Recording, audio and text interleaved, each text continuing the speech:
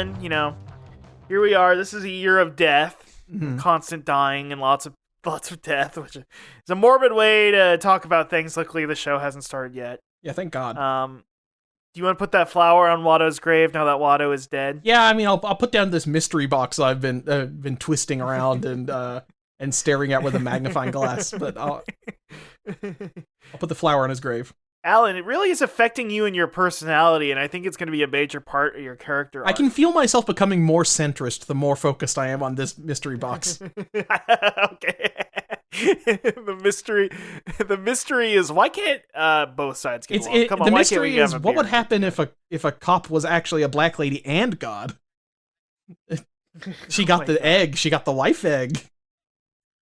Is that like what we go to for mystery box stuff? Because it's literally a mystery box being injected into a franchise we like. Yeah, I mean, that is the most Was it the egregious first example one? of it, is that they made Watchmen into a mystery box somehow. That's true, yeah. I mean, I guess I was going to say they put a mystery box into Star Wars, but it was such a nothing mystery box. Who's Rey's parents? Who's Rey? Like, why do I care? It's you don't care about knowing who her parents are? And who? No, I don't. I don't care about Rey. I never did. It's funny that, like, it's not like a thing like we know all the other characters' parents, all the characters that you've introduced and that we all love now and stuff. We don't really know any of their parents. I don't know anything about Finn. He didn't get to do anything. I don't know anything about Poe Dameron's parents. Well, he did like, he did not like being a stormtrooper, and he got sad when his stormtrooper friend died, and then proceeded to kill a bunch of stormtroopers himself. So, it's like, I don't know. I mean, that's cool, but like, they should have, like, maybe. But, well, there was the only things he did in the movies was that, and then at the end he's like, I've got something to confess, and then he just never did it. That was so cool. Right. He almost got a girlfriend twice and then didn't. So yeah, that's shouts out to him. Very relatable. Alan, instead of talking about non-movies, do we want to talk about movies that we do know and have the movie mindset for? Yeah, I've been really going hard on movies with my fucking Cinemark rewards card and everything this year. Well, I mean, there was also, I was leading into the, me and you together, we're kind of critics. We critique. Some have called us the it's Siskel and journalism, Ebert but of pizza. we're always getting mad and yelling at each other and being like, "Ooh, like this." And I'm the you Ebert like because that? I'm the What hell?" cleavage freak. I love cleavage so much. You like big boobs. Yeah. I like movies about horses for some reason. I feel like whenever I think of Siskel, I'm like, he liked movies about horses a lot. I think about that SpongeBob character that was supposed to look like. That's about it. Oh, okay, yeah. So, and, because of our deft, the movie mindset, how we're so good at criticizing anything and everything, some rinky-dink little magazine reached out to us. What are they called again, Alan?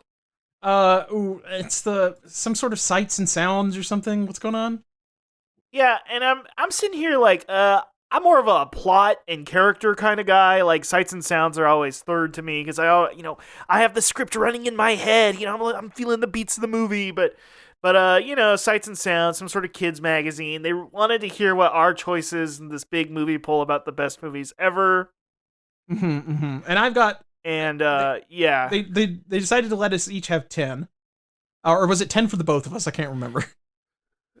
No, we had to split it down the middle. They only sent us one placard. They only sent us one card. Yeah. So me and Alan, we both got 5 movies, but we're kind of tandem. We're in sync. This is kind of not representing us individually, but the podcast exactly. You know what I mean? And starting off that note, for number 10 on our list, this is a recent addition, but the Hypnosis Hololive video with the scary Hypnosis Man. Which is funny because you said that. We said this back a month ago, but you already had the tip on this. You were into it. Yeah, I already had the tip on this. I knew that, like, there's going to the Hypnosis Man sent me an early cut, basically. He sent me a screener of the video. You were watching, you opened your email and you got very, very sleepy. And when you woke up, you were like, I love that video. Yeah, he clapped his hands near my face, and I got to see his Dog the Bounty Hunter style hair. and I that is very tight. It's very sick.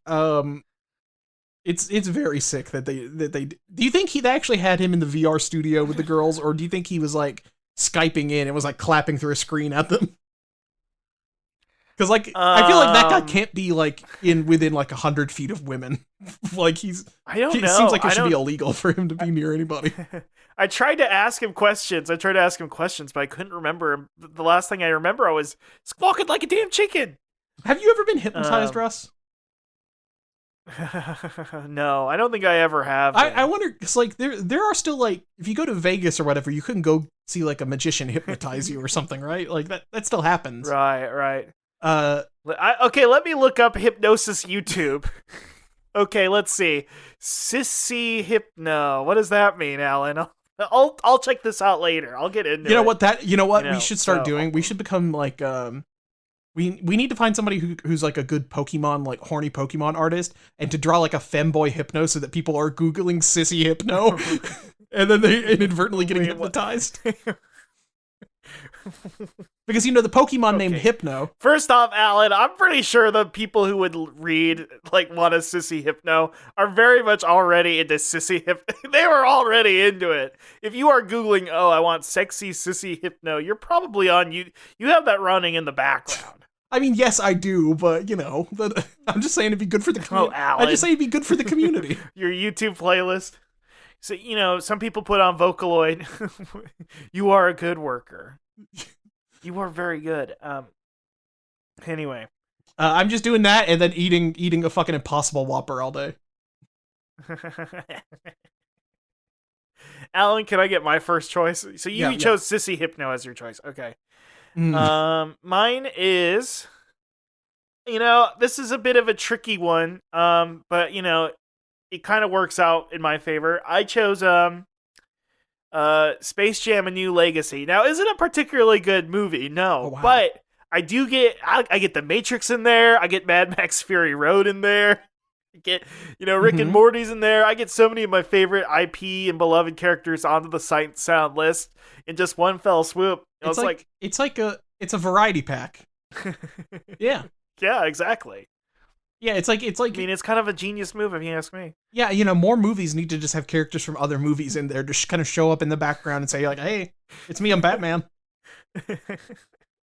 It's true. So I got Batman in there. So like all of my favorite characters are on the Sight and Sound list, and I didn't even have to like waste all my slots on them. You got like 3 or 4 different Jokers in there. That's a great deal.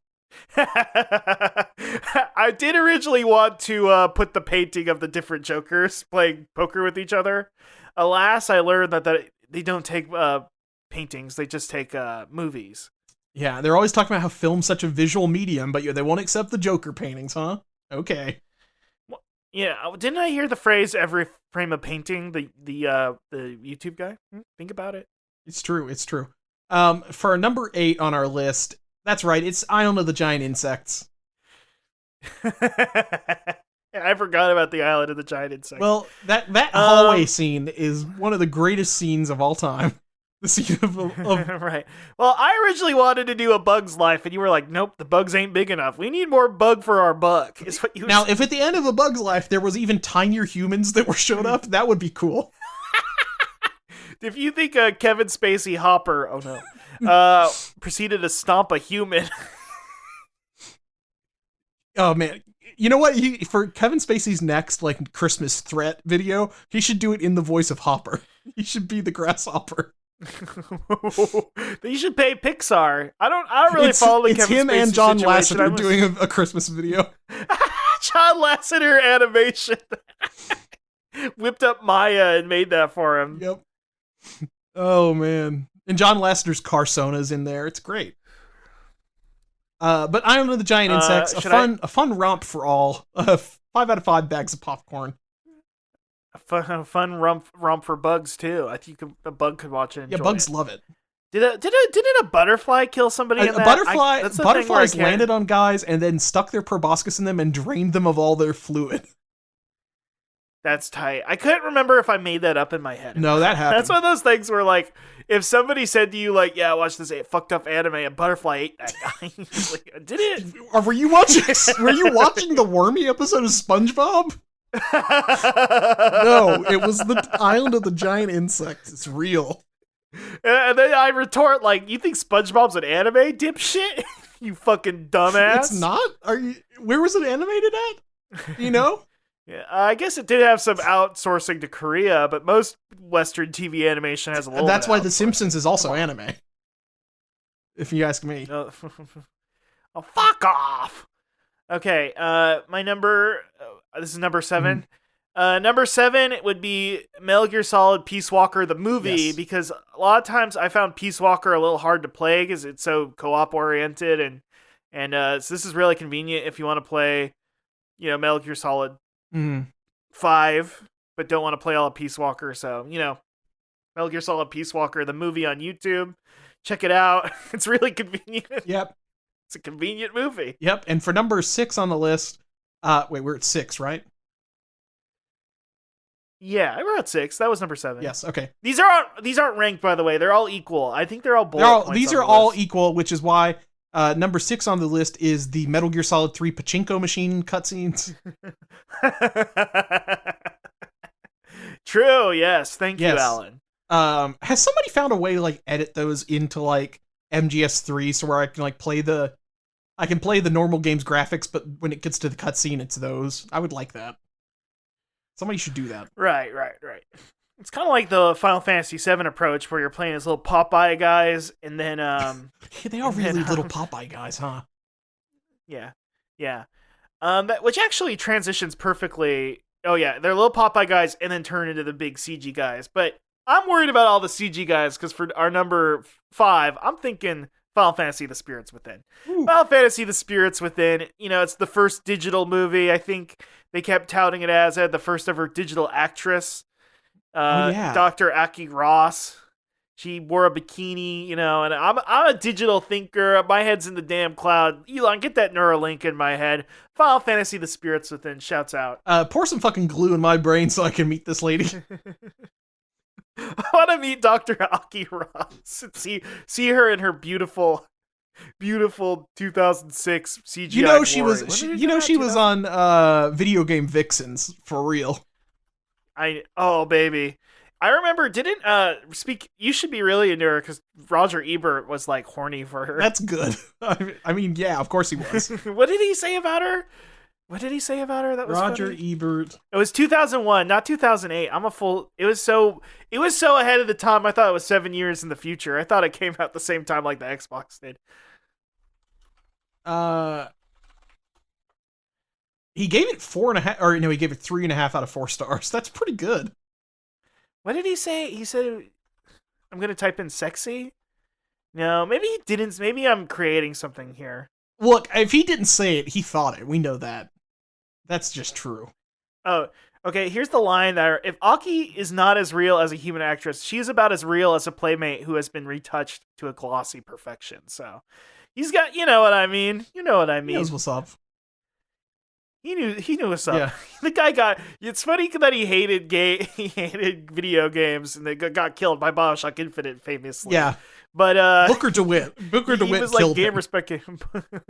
Booker DeWitt took his ass The out. famous video game character we all know and love as being the first literary video game character, Booker DeWitt. He has the name Book in his name. That's how you know he's important. He's a work of fiction. His arc is so clear and beautiful, and such a statement about toxic freaking masculinity. Ooh, it's my least favorite thing. It's a statement about lighthouses and guys in boats, I think, for some reason. Right. Yeah. Alan? Oh, yes. We were talking about Popeye guys earlier. I have not finished this movie. I did fall asleep watching it on the couch because it was so dreamlike. But Robert Altman's Popeye. Popeye. Yeah, I like Popeye. It's a good movie. I like Popeye. I love Popeye as a kid. It used to show up on HBO Family, and I would watch it. I like the music a lot. I still listen to it on YouTube sometimes. I actually am a legit Popeye fan. So I fell asleep shortly after that. There was like a part where like Bluto was like eating silverware or something. I might have been like in a dreamlike stupor when I was watching this movie, but I just kept on remembering like this is like entirely ADR. This movie is entirely, because Popeye is the ADR comic strip character kind of. He's just always kind of just muttering under his breath while he kind of walks around. I don't think there's any shots of Robin Williams looking at the camera and enunciating. It's just him just kind of grumbling under his breath as he stomps around. Let me see this. I'm gonna, Yeah. that kind of saying stuff like that. I'm a little Popeye-ish in that way. Yeah, and also Shelley Duvall as Olive Oyl is she's unhinged, like out there. And the most beautiful woman It's in the very world. cool. The whole thing, the costumes are cool. I like his big paper mache arms. They look like Edward Penis Hands arms, if you remember what those look like.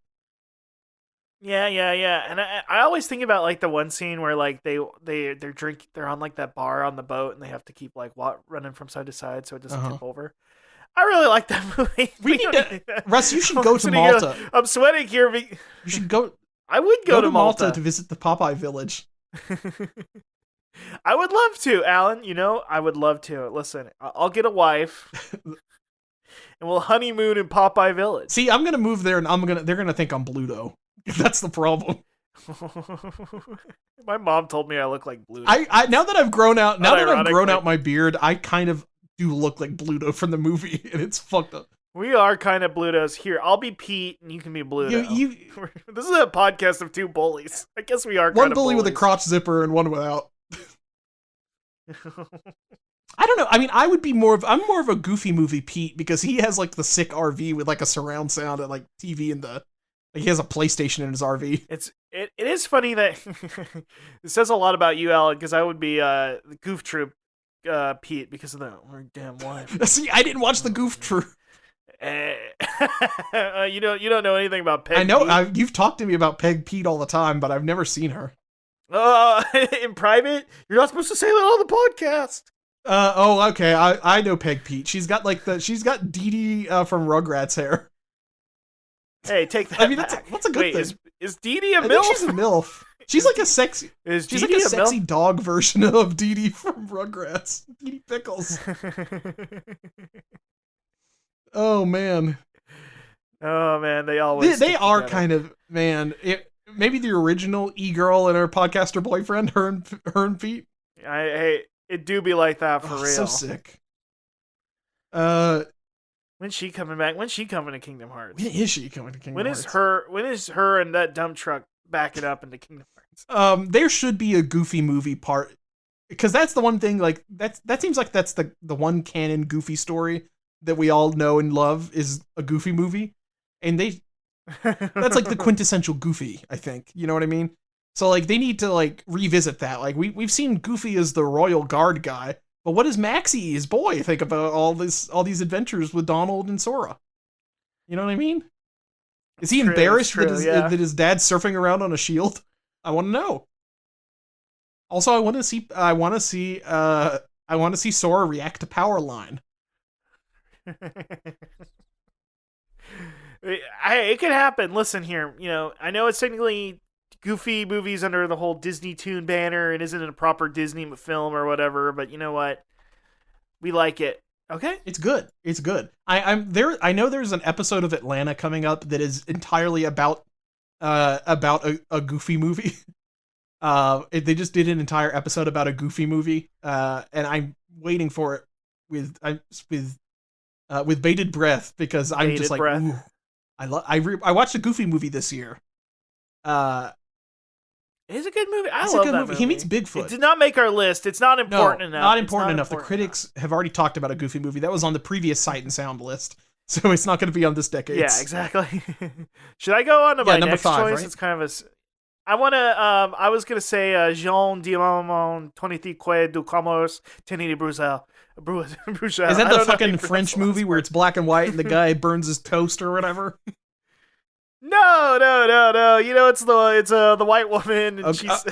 Oh, I know all about it. It's the film that examines a single mother's regimented schedule of cooking, cleaning, and mothering over 3 days. The mother, Jeanne Diamant, whose name is only discerned from the title and a letter she reads to her son, has sex with male clients at her house each afternoon for her and her son's subsistence. It's my favorite movie. It's such a beautiful feminist text that I know you had me at single white actually woman. Kind of. Like her other activities, Jeanne's sex work is part of the routine she performs every day by rote, and is uneventful. So, I mean, I know a lot about this movie. I've watched it 20 times. It's a classic film about being a white woman in a faraway place that's not America. It's about like like sports, and it's not like about sports or like the Mighty Ducks or whatever. It's a little bit of a beautiful movie about being poor and shit, which are always my favorite movies. So check it out. You've never heard of it before. Seems good. Seems good. I think I'm gonna put it. I definitely know what it is. Thank you, Alan, for agreeing with me that I know what it is. My next movie, number 4 on the list, that's right. It's Love and Saucers, the movie about the man that fucked the alien. Now, this is a movie I have. That's seen. A great movie. Al, you know what won the Sight and Sound poll this year, right? What was it? The one I just said that I voted for. Oh, yeah, that sounded That's great. Why I did it. That was the joke. I mean, the joke. I knew that was some movie, but I'm like, I didn't know. I thought you knew you were reading the description of some movie. I didn't know that was at the top of the list. That's the one that's like the dark. Well, yeah, you know what? Now. Fuck that movie. It's not as good. I will say, in terms of ranking, Love and Saucers, the movie about the man who paints paintings about fucking aliens, is better than Jean Demain or whatever the fuck you just said. Yeah. Right. Yeah, this is way better. There's a mantis that like watches. Damn, dude, you just owned my pick. You own my pick that you've seen both movies. You have to admit. I got. Oh yeah, you're using this as leverage over me. It's true though. Is there a mantis-headed humanoid? Is there a little hairy guy in this French movie? Well, hold on, it's full of French people, so there might be a little hairy guy in there. It could be. There's probably a little hairy guy smoking a cigarette on a balcony. Grays and greens in the French movie. Yeah. You know what I mean? Little guys. Everybody's always talking about those weird like Nordic aliens. Why aren't there any French aliens? You know what I mean? Oh, I guess that's. They're too busy fucking in their mother base. Am I right, folks? I guess that's. Wait, is that like a joke that they all live with their moms? I don't know. I really don't know what I was going with that. I was just assuming that like they'd stay in their house and fuck. I mean, the French people do like to stay home and fuck. It's true. They're too. Oh, that's it. They're on vacation. Yeah, they can't go to. They're on holiday. They're too busy to invade Earth. Okay, makes sense. Whatever. Makes sense. I guess I should do my final pick, That's right? not final. That was like number 3. Well, this is my final okay. pick. No. You got one more. Oh, I got one more. Oh, okay. Well, this is a little anticlimactic. It's the Phantom Menace. Speaking of aliens, the Phantom Menace. Sick. It was always going to be the Phantom Menace. That has fuckable aliens too. Technically, anything in that is an alien because it's in a galaxy far, far away. Twi'leks and stuff. So, shouts out to the Phantom Menace. You got Sebulba the Doug. You got Watto. Sebulba has a bunch of fuckable R.I.P. aliens that are his groupies. We know that. So true. It's heart-rending, beautiful stuff. It's a story about friendship and it's about family. And it's a little bit about loss. It's kind of about, what it means to lose somebody you love. So anyway, that's the mine. It makes sense. Let's see. So what's, I was gonna, well, the only movie I like more than The Phantom Menace is of course the second movie, Attack of the Clones. Attack of the Clones. Not Revenge of the Sith. No. The second movie, Attack of the Clones. Okay, hey, listen. I watched Attack of the Clones on Thanksgiving Day. That's a good Thanksgiving movie. I wanted to watch it. That's a great Thanksgiving film because it's about love. It's about it's people being driven apart. Zam Wessel's there. Anakin getting Zam Wessel's there. You're always talking Zam. I love Zam Wessel. Zam Wessel. The original non-binary bitch with an attitude. Yeah. You know what I mean? That the most boss thing you can do is to use a weird little robot to help you assassinate somebody. It's cool.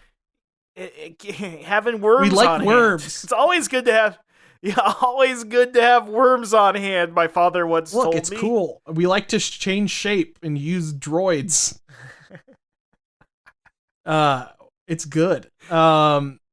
Also, you know what? Okay, Alan, Go I'm ahead. debating. Sorry. I was going to do my next choice. I was gonna say also, that's the one Star Wars movie to give us like a weird like city car chase. How sick is that? I love that shit. Right. That's the most noir movie moment of Star Wars is where they're just like jumping off of cars and shit in the street. Right now. So Alan, I was gonna ask your opinion on this. You know, should I choose Citizen Kane or this one's gonna be tough. I'm kind of at a tie for my last one. It was either gonna be Citizen Kane or this one's emotionally very charged. Dweegans and Leprechauns. Now, they're equally comparable movies in my head. However, I was stabbed by Dr. Dweegan. Well, I've got to say, Russ, regardless of your personal quibbles with Dr. Dweeganel, I know he did try to eat both of us, but or at least embroil us in a sort of tug of war of life and death, something like that. But I will say, yeah, for the culture, I think Dweegans and Leprechauns has made the much larger impact. Yeah, it is true. It is true. It is that complicated feeling where usually it's like judging a piece of art based on like, you know, if it's moral or not, you know, is this, you know, The Sopranos is such toxic masculinity. Is it valid as art? But at the same time, it's the inverse where Dweegans and Leprechauns is so pure and beautiful, but also one of its creators stabbed me. So I don't know. It's very tough. But then again, Citizen Kane, kind of an anti-hero. Here's the thing, I'm all about positivity these days. Do you think Kane would stab you, though? He might. I think he would if he was given the chance. He would stab you. I like that you called them Kane. You know, not Charles Foster Kane. No, Kane. Like... The guy Kane. I've seen the movie, Russ. Of course I have. I just don't know it from, like, Simpsons references because nobody's watched that fucking movie ever. I have. I've watched it twice. I love that movie. You like fucking sleds or whatever the fuck? I do like a good sled. We don't have sleds anymore because of global warming. This movie doesn't make sense anymore. Sorry. I'm a zoomer. I don't... Alan, you are going off on these film rows. I know that you hate these. This A24 bullshit, Citizen Kane. I don't want to watch it. Citizen Kane is A24 bullshit. It is. This is... It's A24 bullshit. Just let me watch my Marvel movies, aka Dweegans and Leprechauns. Oh, man. Well, you know what? I do hate these film bros. I hate these hipsters wearing their damn glasses, having a vintage hat on, wearing a tight Hawaiian shirt. They're supposed to be big. Yeah. You know what? I'm giving it to fucking Dweegans and Leprechauns. Yep. Okay. Sorry, film bros. Is that it? Well, that's it. I'm gonna lick the envelope and stick it in the mailbox. Wait, I thought we already did. Well, whatever.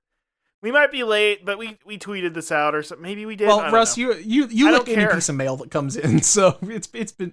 And what can I say? I like the high.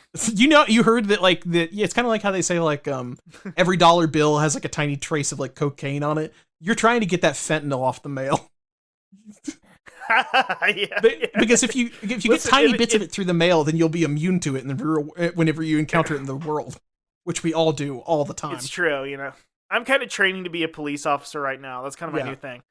And it has made me weak to fentanyl. Like if I enter a room and get dizzy, I just assume there's fentanyl there. Draw my gun, and you know. Yeah, sometimes because you know. Sometimes I forget to eat lunch or something, and then I get up too fast, and I'm like, oh, I got fentanyl. What's going on? Also, me and Alan, we're going through a police. What is it? I almost said Police Story. That's the no. We're in Police Academy with Michael Winslow. Yes. Beep boop. Oh, there he is. He's going off. Oh man, he turned into like a printer or something. Oh man. Oh my gosh, he's printing something off. Oh, now he's using the sonar. Hey, wait a second though. I was gonna do a timer to start the minute, but I realized we haven't actually started the podcast yet. Oh yeah, welcome everybody. This is Hogcast Speedy Delivery, the #1 independent Sonic Pizza podcast on the planet. I'm your host, Russ Walsh. With me as always, my co-host, Alan Black. Welcome, yes, welcome, Alan. And welcome, Michael Winslow. Can you really quick make a countdown 3, 2, 1, and then 60 seconds afterwards do another 3, 2, 1? Wait, Alan, I have another setup for this. What's the? Oh man, all these sound effects remind me of flashback I had with Watto, and he told us dark secrets about his past that are vague but could lead to larger mysteries later in the future. But I don't know. I mean, I don't even know if we're equipped for flashbacks. I need some sort of countdown. Okay, for that. hold on. Let's see. Let me think about this. Oh, Alan, it's the year 2008, Alan. Watto, what are you doing in that Obama shirt? Oh, Alan, yes we can, Alan, yes we can. I have something to tell you, Alan, in the past. Yes, in the year 2008. What's up? I know that you're just a something in 15. high school, right? What are you right now? You're 15, Alan. I have something to tell you that in many years a dark secret will come about Alan. Oh, I hope it's I better be more interesting than this Metal Gear Solid 4 cutscene I'm watching right now. Anyway, Alan, thank you for working in my shop for the summer. Not as a slave. I got paid. It's a summer job. Now, Alan. some would say that having a 15-year-old working and violating labor laws might constitute child slavery. I don't know. Tatooine's a different kind of a place, Alan. Okay, well, just remember something bad in 15 years, Alan. Huh, 15 years. I wonder what that meant. What's 2008 plus 5? That's 13. Hold on. Add 10. That's 2023. I think he said something bad's going to happen in 2023, but I don't know. Prestige TV, I just don't pay attention very well. It's all complicated. Yeah. Too much actor bullshit. Get to the plot already. Yeah, I'm going to keep twisting and turning this box, and I'm expecting I'll be done with it in maybe a month or two. But I just don't see what he's talking about. God. Yeah, I don't know. It's personally, I don't know if these mysteries are going to lead anywhere. It seems like the people, Watto didn't really have a larger plan for this, but hey, something interesting could happen. It almost seems kind of like he's making this up on the fly, Homestuck style. Hey, listen, making it up on the fly. He does fly. So that's true. He does have fly. flippy flappy wings like a fly. And man, this doesn't have to do anything. Don't speak ill of the dead, by the way, because he is dead, but he did give us his mystery box, which is now currently leading us towards some sort of dark plot. Yes, or it might just have a treat inside. It might be like a Kinder Egg, or maybe it's like that Peter Molyneux game. I was just talking about that last night with the That's like the thing we talk about like literally every day, Russ. Because it should have been me. It should have been me. Well, whatever happened I want the Prophets to Goddess. We all want the Prophets to Goddess. The biggest selling game of all time. Game. You know what? The Bayonetta lady, she shouldn't have asked for the Prophets from that game. She should have asked for the Prophets for Goddess. Voice somebody I would have loved the Prophets from Goddess. Yes. The biggest selling game of all time. The game that we all love, and we're playing. I'm playing it here right now. We all love that cube. I love that cube, and I love playing Goddess because it's like Populous, but even better somehow. And we all like that one Fable game where like Stephen Fry shows up, and then like I think you're like a shitty king or something like that, and you kind of had to do the mass. Remember how that came out? That came out like shortly after Mass Effect 2. That Fable 3 or whatever it was, the really bad one, and it basically had the same plot of like, you're gonna have to do a raid on the bad guy at the end of the thing, so you gotta build up your team and do some loyalty missions and stuff, and then maybe you won't die. What was up? What was going on in games at that period of time that we were like all these games were about like raising an army to go like fight a bad guy, and then like for like half the game, and then you do it at the very end. They don't do that. Well, you're paying for a lot of VO sessions and having these big expensive HD character models. They want you to chat the shit out of them. Now we jump on stuff while talking. That's true. Oh my god, we jump on stuff. Yeah, I love jumping on a thing. Did that just happen? I love jumping, and then I grab onto it, and it seems like I'm safe, but then the thing crumbles. Oh no! Oh. Yeah. Oh, I love sliding. I love sliding through a crevice that's definitely not a load screen. Oh man, Alan, it's weird that we're on this police academy graveyard where Watto is buried, because Watto is friends with the police or something. Well, he did have the Herschel Walker style honorary deputy badge. Yeah, he did. Former slave owner. Yep. Deputy. Well, the cops loved him because of that. So, anyway. Right. But yeah, it sucks that it's next to a cliff. Oh no! I'm falling Now off the cliff! there is an Uncharted style train car hanging off the back of this cliff. Oh my god, I caught myself. Oh man. Oh no! Oh, okay. Russ, Russ, I hate to touch your greasy pizza hands, but I will. But I will initiate a quick time event. If you can press triangle fast enough, I'll pull you up. Okay. Hit the triangle. Oh, okay. Oh, the cliff's coming off, Alan. Oh. This cliff won't stop crumbling. It's crumbling really fast. For some reason, the cops, they kind of skimped on paying for... They don't pay their landscaper or something. This hill's just collapsing. It used to be a beautiful forest, and they, cleared it out so they could put all the dead cop bodies. Yeah. They all died of, getting their dick stuck in a fentanyl or getting their dick stuck in a vacuum cleaner, which is the bravest way for a soldier to die. Yeah, you get the Purple Heart for that. Or whatever. You get the Purple Heart for that. Your dick also comes out purple too. Yeah, that's why they call it the Purple Heart. Is that your balls swell up and your penis and balls kind of looks like a heart. It's purple. It's cool. It's true. It's so true. Mm-hmm. Oh man.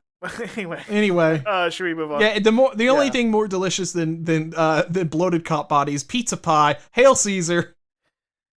Hail Caesar. Pizza. My God, that little guy. He makes me want to do. He makes me want to join his army and raid enemy bases. I want to do a Little Caesar's loyalty mission. To make sure he doesn't die in the final battle. I'll be real. I think Caesar should have done more loyalty missions. That's true. If he completed Brutus's loyalty mission, he wouldn't have failed, and the Reapers or whatever wouldn't have killed him. It's true. Yeah. It's true. The Reapers. You know what? The Dragon Age game had the exact same plot. That Dragon Age game. There's like 2 Dragon Age games that had that exact same fucking plot. BioWare loved that shit, man. Man, this Shakespeare guy. I mean, Sam Bankman-Fried told me he sucks, but yeah, maybe Shakespeare was on it. Sam Bankman-Fried. He was right about Romeo and Juliet. What kind of poison will actually make you look dead, then wake you up, and then you have time to kill yourself again? I don't know that kind of poison. Maybe he should have wrote it down. Did this Shakespeare guy know anything about fucking chemistry? I don't think so. Pretty dumb if you ask me. I don't know what movie. And we asked him for his Signed Sound poll. He did not give it to us. I'm also noticing that this Hamlet movie is really similar to this Amleth guy from Norway. What's going on here? Goddamn. Yeah. It's like there's no more original ideas anymore. Yeah, you know, like there was some guy in the Globe Theater saying like, "Ugh, another Amleth cinematic universe movie." God, I'm so fucking tired of these Greek assholes. Or no, Italian assholes. Ugh. Oh man, there's no Shakespeare about the Iliad, unfortunately. Those were because as we all know, the Greek mythological characters were like the original MCU. We're always talking about that, and we believe it. We believe it. They're the modern day pantheon. They all should kill each other at Troy, like they. I kind of spaced out there for a minute, and then you were like, "They should all kill each other." They should all the MCU characters. Well, I mean, I guess that is like Battle World or whatever, but they should just do a thing where all the MCU characters have to get in like one movie and they all fight each other, and only some of them. Tony Stark fucks his own mom. What is the Frogs about again? The Frogs. The Frogs. This is our most literary episode. I don't know what the Frogs is. It's an Aristophanes play. Oh. Is that about fucking? Yeah, really. It's like the original satire. It's kind of where South Park comes from. That seems pretty sick. I didn't know Aristophanes was that cool. Well, satire. There's only 3 pieces of real satire. You start with the Frogs, Aristophanes, a play about Dionysus, apparently, according to Wikipedia. Mm-hmm. Then you jump to Jonathan Swift when he ate the baby or whatever. Yeah. Then South Park was it. That's true. Kind of took a back burner, and now basically right-wing guys on Twitter are the modern satirists. But that's like postmodern satire. You know what I mean? Postmodern, definitely. Even though they don't like it, they hate this postmodernist stuff. Hey, I don't like that my name's Piss Goblin on Twitter, but I'm stuck with it. Yeah, so. there's no way you can change it. Can't change it. People, one or two people will get mad at me if I change it. Yeah. For about a day. I don't want to deal with that. Yeah, somebody will say, "Oh man," and then you'll feel bad about it for a couple minutes. I'll feel bad. Which is just minutes I can't give up on my life. No, and you know what? Some things change, Russ, but some things never change. And I went back like to war. War never changes. That's true. Or did war? Or change? war does change. War has changed. Depends on if you ask the Fallout guy or Solid Snake. It's true. I will say that I tend to go with Solid Snake. Yeah, the Fallout guy, we don't even get to see him. He seems like... It's just Ron Perlman's voice. Ron Perlman's just mad he can't throw that damn ball no more. That's true. You know what I'm talking about. Ron Perlman is like, where's the new Hellboy movie? Why does the Stranger Thing guy get to be him now? Man, I tried to watch that I tried to watch that Stranger Thing Hellboy. It was so bad. Really? You gave it a shot? Well, I mean, anything's easy. It's very easy to give things a shot when you have a seed box. It's true. But I watched it for about 20 minutes. It's definitely easy to pump a shot when you're full of seed. That's oh come on. We're talking about Hellboy here. Okay, sorry, Ed. I was thinking about Hellspawn for a minute there. No way. Come on. So give me a break. It has been like Alan's planning to give me the damn banhammer. It has been like maybe 3 years since I've been to Domino's, I think, Russ. Whoa. I think it's like the dominoes had fallen and they had not been put because back up. For the longest, it's not within delivery range for my house, and so I haven't really. I don't think I've maybe ordered there. Maybe I ordered there once, like before the pandemic started, but I've not ordered from Domino's since the pandemic. Because they don't do delivery, and I never was doing pickup orders, so I just haven't really ordered from there. But I went back today and I got 2 medium pizzas. There are 2 for like $7.99 or whatever the fuck it is. But I think because of Brandon, it's like $6.99, and then the large is like $7.99 or something. But I got the 2 medium pizzas. I got a hand tossed Philly cheesesteak, and then I got a pan pizza that was just pepperoni, sausage, and mushrooms. And I gotta say, I think I burned myself out because we used to eat a lot of Domino's back in the day. It was called Domino's Goes was the segment, and when you're very poor and you live within 10 minutes of a Domino's. Yeah, when you're on a college campus, for instance. Right, exactly. Yes. And $8 to walk out with a pizza that'll feed you for two days. My grad school apartment, I think we might have talked about this at the time, but my grad school apartment was literally right next door to a Domino's. So I was like walking out of my front door like 500 feet to the right and then going to Domino's and then walking back home. And I remember I was like, shut the front door. Shut the front door out. Well, that was because rats and roaches and stuff were coming in my front door because I would just walk right through there. Well, Alan, what you didn't realize at the time, and I should have told you, I only knew them, I only saw internet rumors. Those were Dweegans. Shit. And that makes sense. You were stomping and squishing Dweegans the entire time. That makes sense why they're trying to kill us then. I understand now. I guess we did almost get killed, so. It makes sense. That makes more sense. Is this a retcon? Does anybody care? I guess so. Is it a retcon if nobody cares about it? If you retcon a tree in the woods, does it make a sound? I don't know. Well, I will say this. This is not a retcon. The pizza was pretty damn good. I think I've been making a lot of pan pizzas myself, and I gotta say, compared to like the other kind of pan pizza options, you might have at a Little Caesars. I guess they don't really have pan. They have more of the Detroit style, but like a Little Caesars thick crust versus like a Pizza Hut or the Domino's pan. I think the Domino's pan is the closest to like a homemade pan in terms of like texture, and it's also not anywhere near as greasy and weird as the Pizza Hut is. I really think that pan pizza, it has a nice fluffiness to it. The dough is just the right. It's so fluffy. It's about as perfect as you can get from a pan pizza, I think. Yeah, I had one within the last month, and I was very impressed. I will say it was like eating a pillowy puff of air. It kind of went down a little too easily because it was so fluffy. That's kind of the great. Like they let it sit. Kind of the great thing about them, though. You can really just inhale one of those slices, as opposed to like a Pizza Hut pan. It feels like it's like weighed down with so much grease, you know, like it feels like it congeals.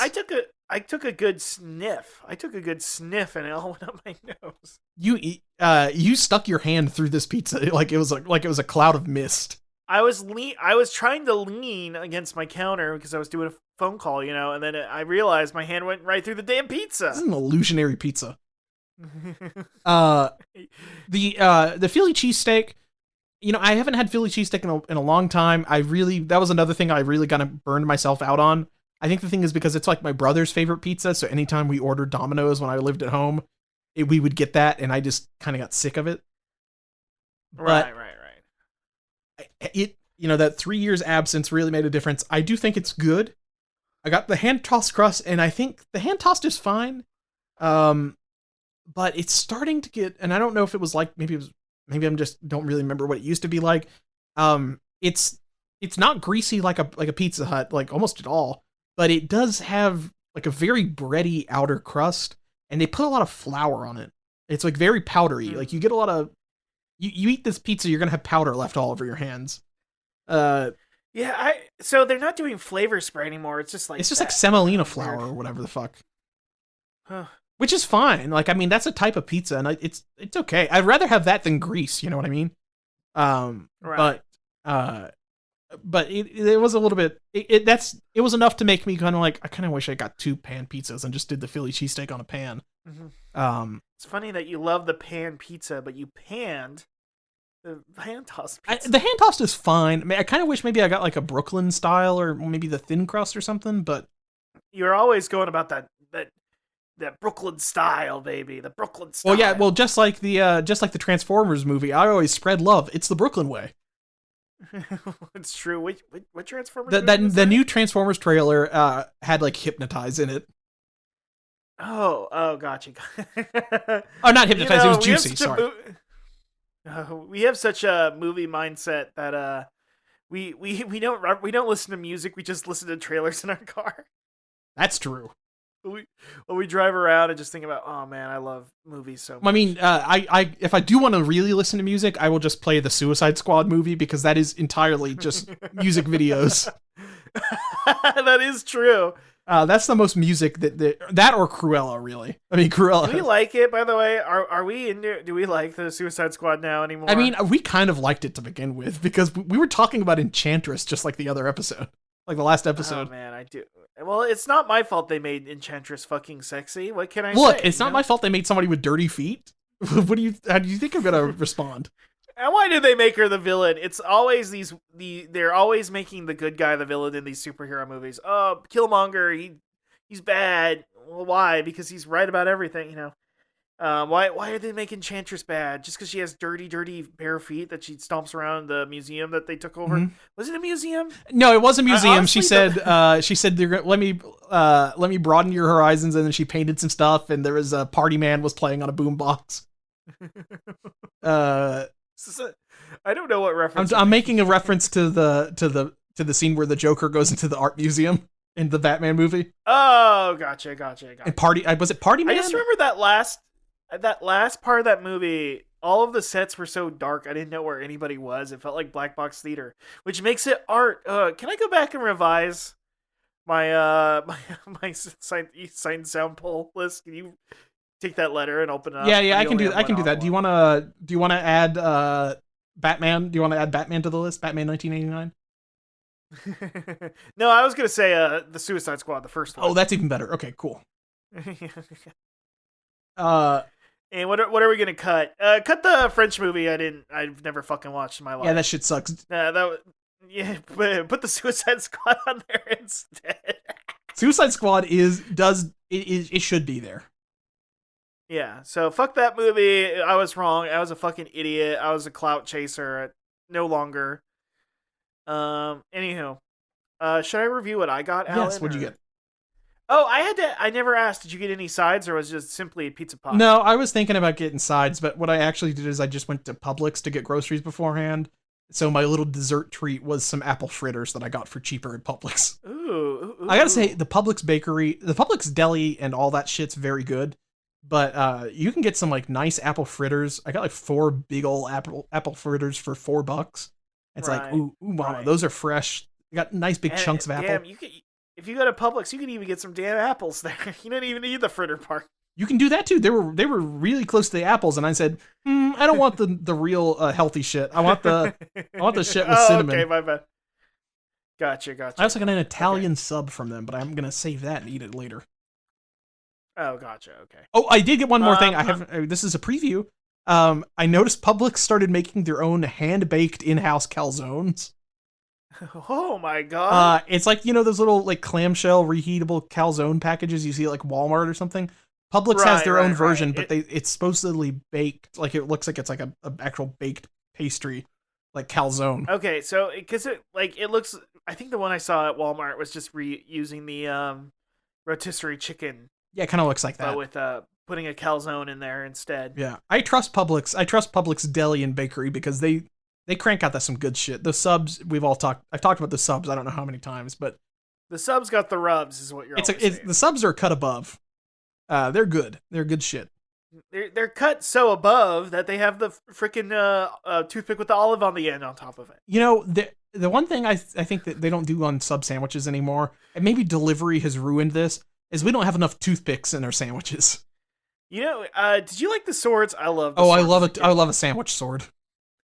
I think the one time I went to IHOP, I got the turkey club. The big stacker turkey club. Yeah.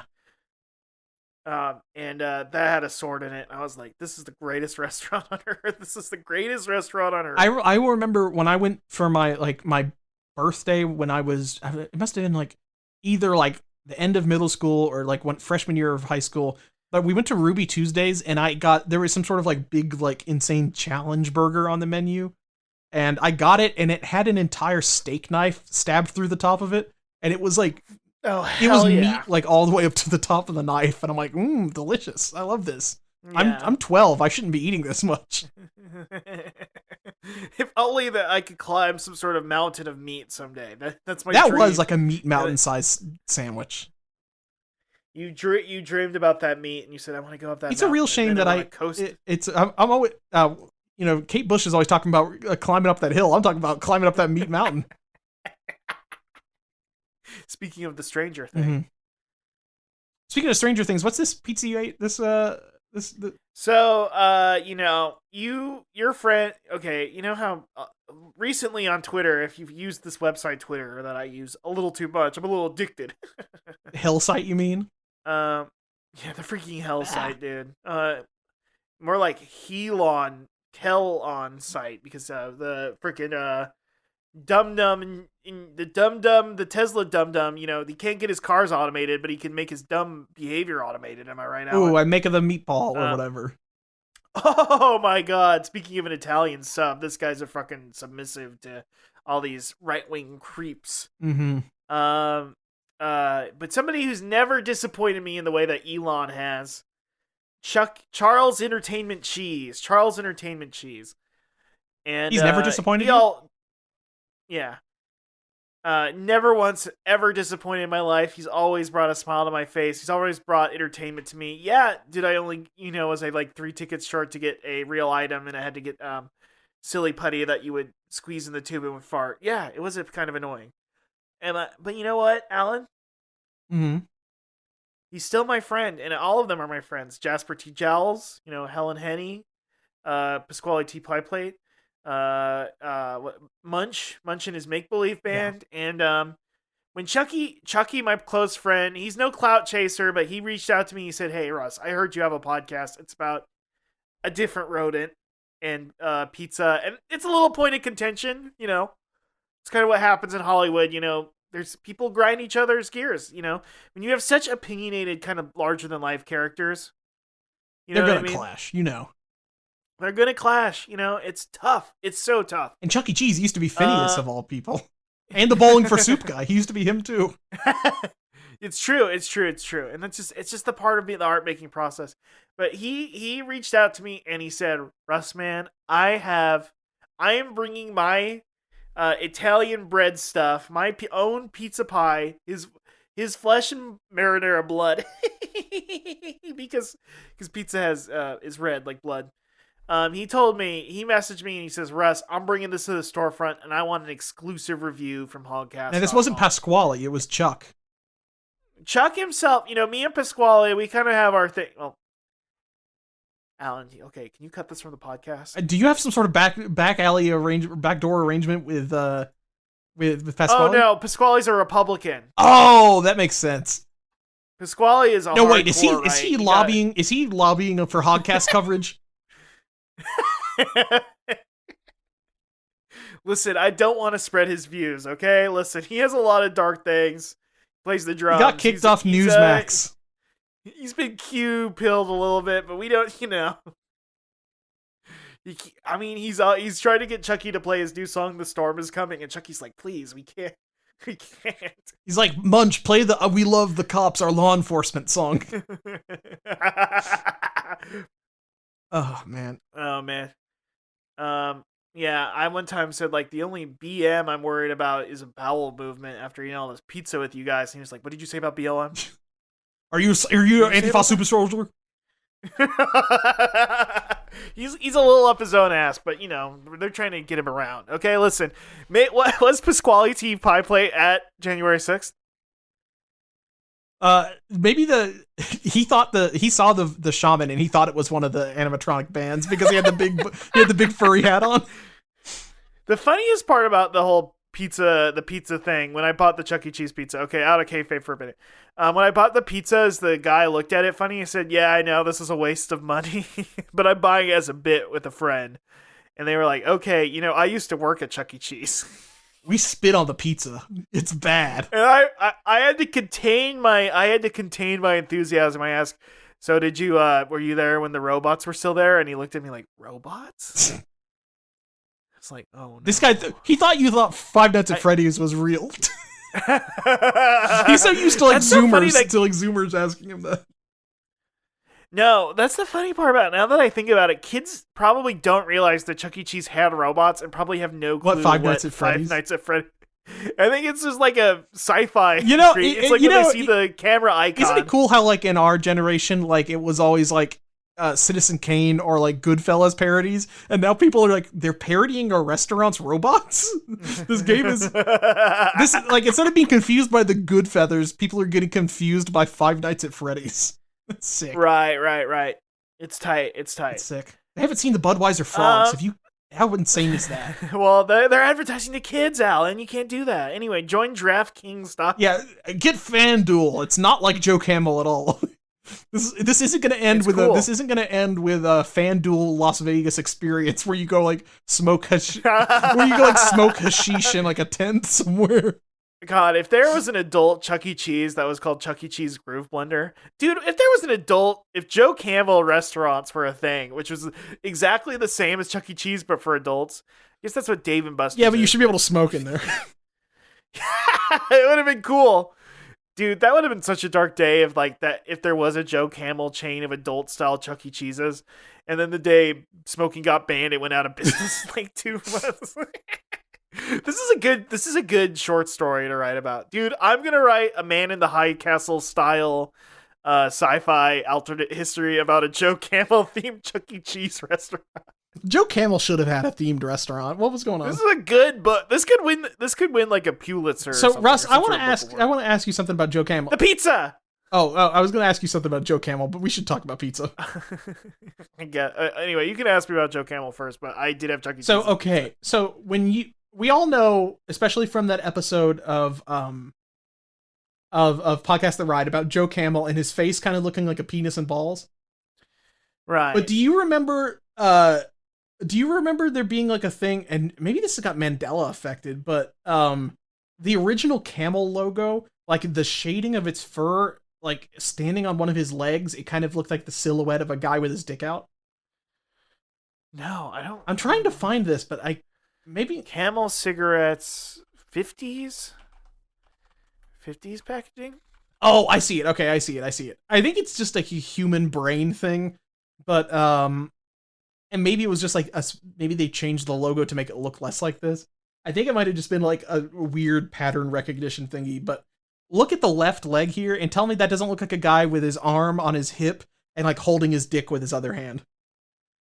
I kind of see that. I see it a little bit. It's like the Tootsie Pop Native American with the star. Yeah, kind of like that. That's what I always saw as a kid. You're like, okay, yeah. That's so funny. Did you have a relative who was really into camel? No, I think it was just like some kid told me that and like. Oh, you were just really into camel. No, I found it. I found it. I think somebody must have. Okay, I've seen people are isolating this out of the pictures now.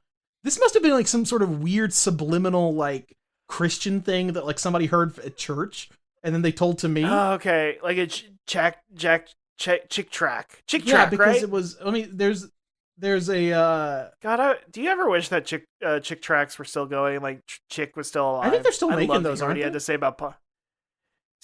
They reprint them, but I don't think that they make new ones. I really wish they were like TikToks paid for by the Chinese government. I was gonna say podcasters. I was gonna say podcasters are gonna fill your head with lies and emptiness. Yeah, here's the. Every patriot is a patron of Satan. What's patron plus Satan? Patreon. Think about it. That's true. Looks like, you know that trading card of C-3PO where the thing fell and it looked like you had a erect Yes, penis? it's like that basically. Wow. This was also it. You know what? It might have been the same friend who had to give me his what were those robots that punched each other? Was that BattleBots? BattleBots? Or is it Rock and Sock'em Robots? It was like remote control, like RC robots that punched each other. And there was one called Mephisto, and his mom found out about that. Yeah, it was Rumble Robot. It was like we've talked about this on the podcast, I'm sure. But this is one of my childhood robot toys that I got, and I got it from my friend because he heard his mom heard there was a robot called Mephisto. And is like, well, you don't get to buy these Rumble robots anymore. It's funny because my demented brain, and maybe this is the work of Satan, I immediately went fisting. Like, oh, like fisting, like she banned it because of fisting, but no, it's because it has a similar name to the devil. Well, were you really bummed when you bought them cats on CD? Yeah, I was really sad. Mr. I thought he was a punching robot. Oh man, I wish I was into cats as a kid. I don't think I would be a musical theater guy. Rumble robots were so sick because they had like these little like stupid attachments that you could clip onto him. Like he had like a snowplow and like chain balls and shit. Goddamn, man, this is like the precursor to ARMS. It kind of is. But it. Okay, can I talk about my fucking pizza? Yes. I gotta fucking talk about robots. You actually ate pizza for once, so we need to talk about it. Okay. Yeah, I'll be real, Alan. When I pulled it out of the box, my immediate reaction was, oh no. Was this just cheese, or what was this? I just got a plain old slice of cheese pizza. I did not feel the pepperoni. Honestly, if you looked at the packaging, they even like promised not that much. There were like 5 or 6 pepperonis on the packaging pizza. That's good not to get your expectations just what is too a high. treat. Less is more, you know. But I went with cheese, and you know what, Alan? I was pretty impressed. Okay. Because it tasted like a Red Baron 4-cheese pizza, but about 10% worse, but edible. So I'm looking at some pictures of people that have cooked these frozen pizzas, and that's kind of what they look like. They look similar to like a Red Baron, but I can't really judge the... I will say it's better than like a square slice of pizza from your elementary school. It's probably better than a microwave party pizza. Mm-hmm. I'm not going to sit here and say it was anything particularly good. I kind of was hoping I would be able to go off on it. Sorry, Chuck, I know we're close friends. But I'll be real. I truly did not dislike it. It was pretty Ross, fine. how dare you be a fake friend to Chuck?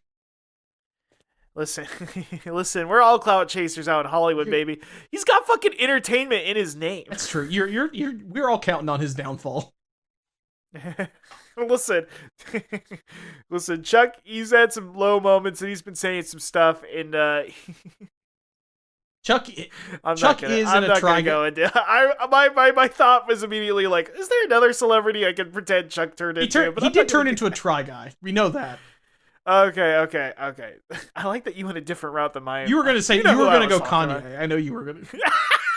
You're gonna say Kanye went on Tim Pool's podcast. Well, it's funny. He dropped the Chuck, so now he just goes by A. But like E, but people just pronounce it A. Mm-hmm. So he goes A Cheese. And he's currently working with Nick Fromage. Mm-hmm. Nick Fuentes should change his name to Nick Fromage. It would be less disgusting than it would make. It would, because he kind of looks like curdled cheese. Milo Pepperonis. Mm-hmm. And he's, he went on to what is a funny thing? What would be Trump's make-believe band? Trump's Mar-a-Lago, which is basically conservative Chuck E. Cheese. They should put animatronics at Mar-a-Lago. What are they doing? That'd be cool, actually. I'm trying to think of like what would be a good Alex Jones pizza. It'd be red and it would have chili on it. Can't do pepperoni again. I already did Milo Pepperoniopolis. What was I gonna say about the the one it was funny how the last thing that Kanye posted was a picture of Chuck E. Cheese saying this guy slept with Kim, and then his account got deleted. I mean, instead of CP3, it's CE3. CE3, you know what I mean? You got it. Robbie's gonna like that one. Okay. Yeah, I don't think Robbie's got it. I don't think Robbie's listened in a couple years. Somebody will tell him. You know what, Robbie? Yeah, I mean, he'll know if he hears this. Sorry, Robbie hashtag my mentor. Hashtag my mentor. Robbie knows every time we talk about Kingdom Hearts and basketball, and that's all he needs to know. Oh man. That's the anyway. He's got an RSS feed for us talking about Kingdom Hearts and CP3. The world of fiction. I've got the basketball and sports is the world of fiction. Sorry jocks. It's the world of fiction to me. What was did you see the tweet, the Culture Board tweet, stupid bullshit that sports are fake and gay? Sports are gay because it's like you're literally rooting for the success of another man. I mean, it is like a return to tradition lady who said that, so, shouts out. Is her thing is like you shouldn't be cheering for other men, you should be out there doing it. It's like, no, it's like the thing that always makes me laugh, where it's like, you should actually be reading books, or like reading... you should actually be reading books. You know what I mean? You should be reading Machiavelli. You shouldn't read a book that you like. You should read a book about, like, if you kill somebody in September, they won't know till March. I read Machiavelli when I was in, like, middle school, and it sucks. It's not good. Right. It's, like, weird. You're like, damn, the Prince, I love the Fresh Prince of Bel-Air. It's like, nah, this sucks. This guy is not fresh at all. There's no DJ Jazzy Jeff in here.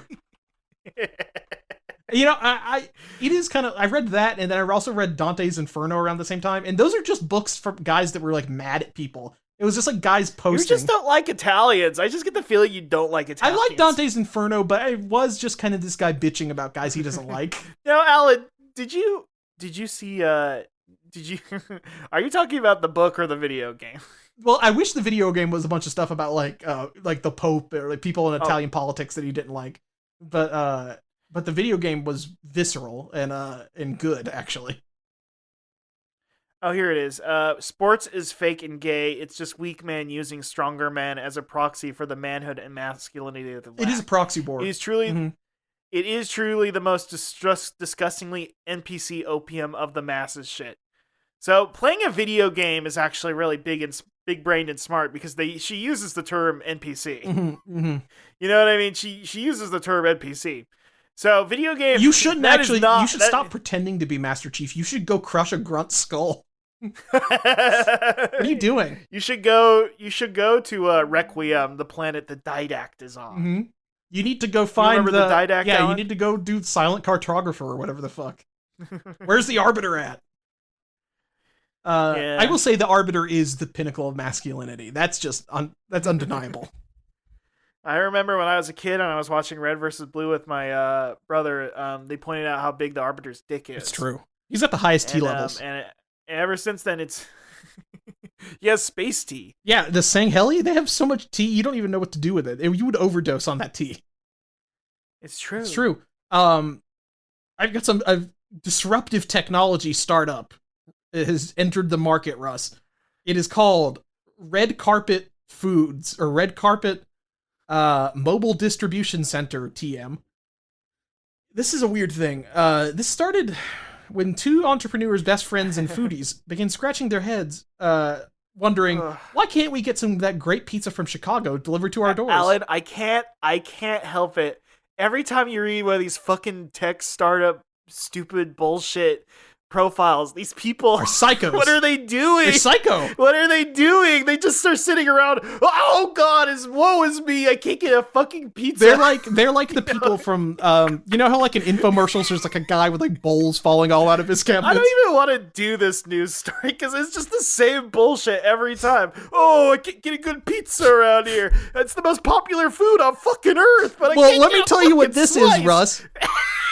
So horseshit. I hate all these fucking. I wish I could get my dad's money. I mean, I want to get a slice of pizza. This definitely isn't a money. Giving me money. Russ, this definitely isn't a money laundering scheme to have vans driving around frozen pizza that they get mailed in from Chicago. It definitely isn't that. Oh my God. Oh, my dad runs a logistics company and needs to dump money somewhere while paying himself. How are we gonna do it? Oh, less than 1%. Computer science degree. I'm such a fucking genius. I'm smart.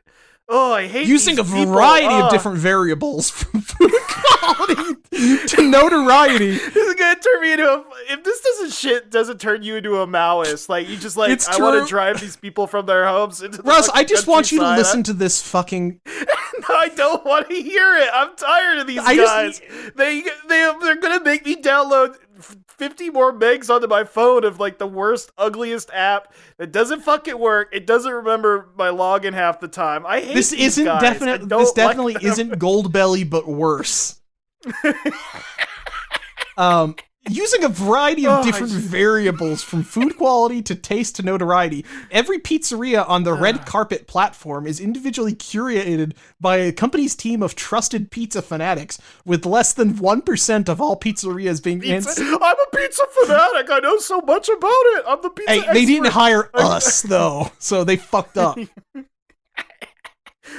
I lived in New York for 2 years. Who are these pizza fanatics? Who are the pizza fanatics? I hate these people. Oh, they're just the worst humans on earth. Their mobile distribution center will pick up the pizza from the pizzeria, flash freeze it, and then ship it to your door. You will receive your award-winning pizza. Wow, the technology. Whoa. It's getting 80 million in VC for 80 million. They're getting all this Series A funding for having a truck filled with dry ice. Does the Fred Meyer employee who's at the end of the line next to the fucking dry ice container, do they get paid for having a bunch of dry ice around? Fuck off, man. I hate this shit so much. I'm sorry. No, Alan. It's true. It's true. I'm ruining your pizza news segment. I'm just so tired. Every time you read these stories, they sound the same. They all are the same. Look, at least it's not another robot pizzeria. Fuck. It's not a pizza. Man, at least the robot. It's not a pizza ATM or a pizza robot. That's all. The only news anymore is that, and then there's this truck full of dry ice. It's funny. You hate the robots, and I hate these like shitty middle managers. I just want to kill. Oh well, their press release is insane. Their press release is insane. It's not. Is it? I get. They to get referenced or to get noticed, they up it every time. But it's like if you. Well, no. The thing is, it is ultimately boring. But the way that they talk about this is that they're talking about like that people are dying to have that New York slice. They want it so bad. It's like fucking crypto guys, though. You know, it's like this crypto's different. How? Because we got a cool icon on the coin. There's 30. They give you like when you talk to about a new crypto exchange or a new crypto thing, it gets longer and longer. The description gets longer. You know, it started with Bitcoin and then it became stable coin, and that took 45 minutes, and then we get to NFTs and it's an hour. This is just Goldbelly, but they added some extra steps. They added extra steps to Goldbelly because, like, well, we got a truck full of dry ice, though. It's like, well, wait, this is just the same as the thing that already exists. Stop it. It truly drives you fucking insane. Look, Russ, I've got some great innovation from a small business owner. Oh man, can Papa John say the N-word again? That's at least slightly more interesting. Cleveland's famous pizza bagel lady. Oh, come on. Expands production and availability to Clark Fulton neighborhood. Are you familiar with the famous pizza bagel lady from Cleveland? I like pizza bagel. I think a pizza bagel's fun. You know, I've had a lot of discussions about how much I don't care for like a grocery store bagel, like a Thomas Yeah. bagel. That's like that puts me to sleep. That's food that like has tryptophan in it. That's not turkey. Well, it's like, oh man. She But you can put a pizza bagel on a Thomas bagel. That's like the one thing I do. She says that this is while this is a pizza bagel, it's shaped like a bagel, but the dough is not as hard as a traditional bagel. It's softer, and the top is covered with a now, Russ, you're not gonna like this, with a proprietary tomato sauce and cheese. I like proprietary tomato sauces and cheese. It's like the savory sauce. But that sounds insane. It sounds like she patented a sauce. Like you. What does that mean, man? Listen, it's got 40% tomato and 60% of water. It's a 50% tomato and 50%. It's a blend of like half skim and half whole fat. I don't care about the mozzarella. Whatever. Hey, listen, I personally ate 10 different kinds of mozzarella. So I said, this is different. This is the one. Of course, you're one of the pizza fanatics that red carpet hired to run their delivery trucks or whatever. That's the problem with being the leftist pizza critic. That's how I describe myself at parties. By the way, is the leftist pizza critic. But how dare you steal my leftist loon valor while you're? Oh wait, that's right. I'm the Republic crazy pizza. Wait, I'm back to being Republic. No, I think you're radically centrist now. Should I go back to being Republic crazy? I mean, whichever one's funnier. I don't really care. Okay, I'm the Republic crazy pizza critic. Realistically, if you're a radical centrist, you're basically a Republic crazy. So, as a radical centrist, my favorite pizza is Blaze Pizza. It's because LeBron put all that money into it. Or Mod Pizza, yeah. The pizza bagel, anyway. I gotta say, does look pretty good. It does look good. I think maybe my issue with most pizza bagels is that the bagel is not that great for like a pizza dough experience. Right. So I'm glad that the pizza bagel lady has fixed that. I don't like that her website is called pizzagel. Like pizzagle. Like pizza bagel. Pizza gel. It's a gel of pizza. It looks like pizza gel. And speaking of Goldbelly, you can buy her pizza bagels from Goldbelly if you want to. How much is it? How much is it? $15 off my first order. I'll send it my way. It's like $50 for a dozen of them. Jesus. Oh, Goldbelly's expensive, man. No. I mean, I forget how many. I spent like $100 to get Gumby's pizza mailed to me, and I think it was like 3 or 4 pizzas or something. It was. I don't know. It's granted nowadays if you go to like a slightly higher end pizza place, like in a bigger city, like in Portland, like getting a large pizza is $33. Yeah, even here, like a large pizza is like $20 to $25 mainly. So like, right, it's not really that crazy. I guess. It's not the word. It's just let me see. Like if I go, because honestly, I am kind of craving that stoner pie from Gumby's again, and like I wouldn't. Yeah, this is not bad. You can get 26. But what if it was covered in dry ice, like an annoying person? What if we got that dry ice? What if you put dry ice on it? It is a 3-pack of pizzas for $105.